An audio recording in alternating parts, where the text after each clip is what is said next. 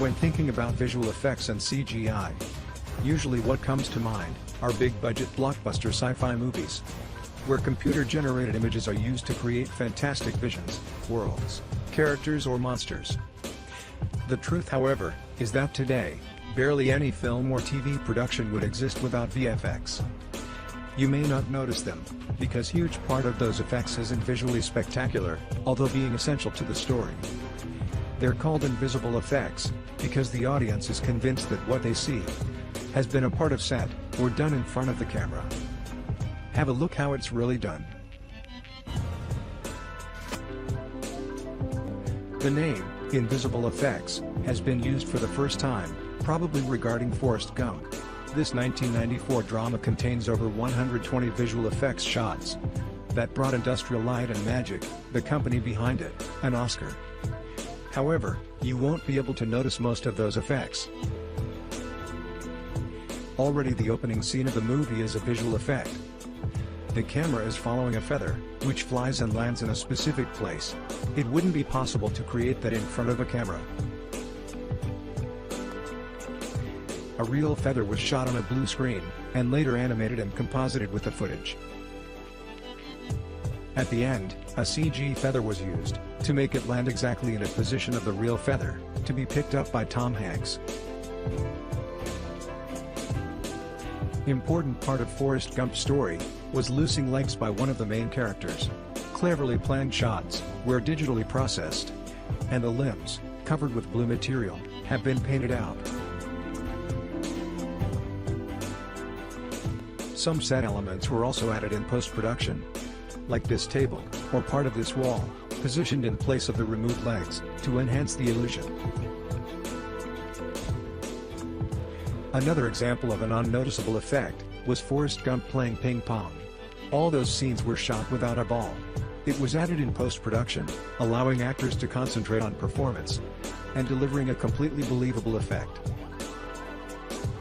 Crowd multiplication is today a widely used invisible effect. In Forrest Gump, digital compositing allowed to show 100,000 crowd, while having only 1,000 extras on set. They were shot multiple times in different places, and later combined digitally. All those effects go unnoticed by the audience, keeping the story in the center of their attention. A more recent example of perfect utilization of invisible effects was Martin Scorsese's The Wolf of Wall Street. You would never notice the huge amount of effects without a breakdown. The main area of visual effects application was set extensions, creating environments adequate to the main character's lavish lifestyle or simply saving a lot of money and time required for shooting on location. The VFX that you see have been created by a company named Brainstorm Digital.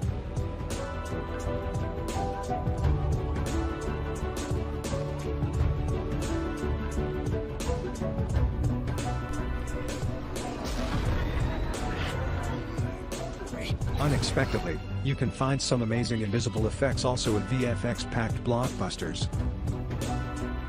You could be surprised that in the Avengers, almost all shots happening in New York have been done on a green screen stage. There's quite a few restrictions about shooting in New York and where you can get road closures and where you can set off pyro, which isn't very much, and you also have a lot of restrictions around where you can take a helicopter and do filming. You can't get below 500 feet above the tops of any buildings.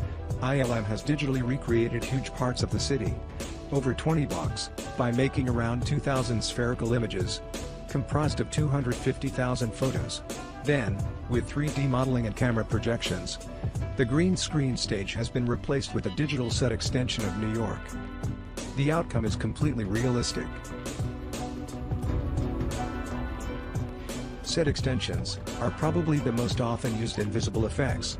This technique is widely utilized in modern TV productions, which do not have budgets big enough for shooting principal photography on locations.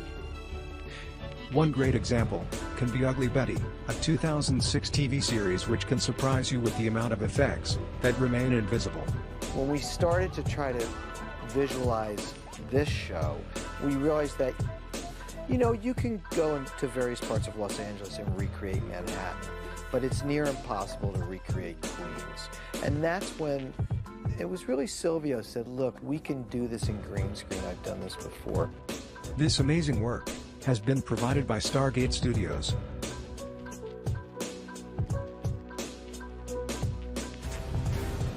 With the advancements of technology, invisible effects are starting to appear in new areas. In Captain America: The First Avenger, the main character, Steve Rogers, needed to transform from a skinny nerd into a muscular superhero. Or rather the other way, as Chris Evans, who plays Captain America, already is a muscular guy.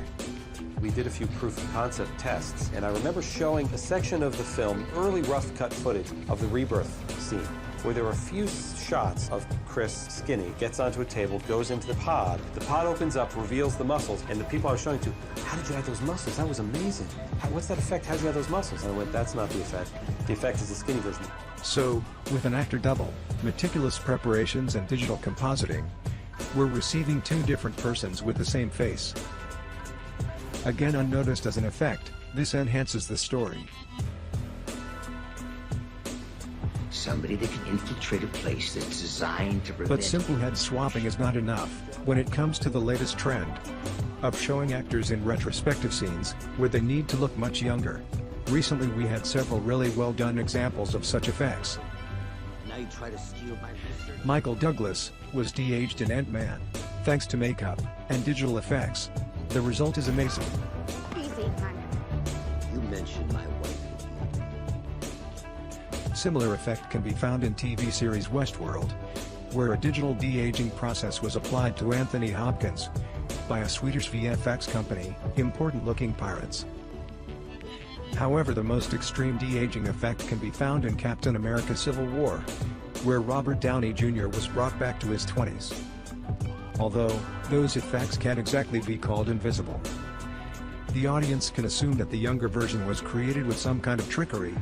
They show, however, a completely new direction for invisible effects: digital humans. So far, there's been a lot of not very successful attempts, and only a bunch of really well done digital humans. Although it's fairly easy now to create a realistic 3D model of a human face, which cannot be distinguished from the original, the problems start when you try to add life to it.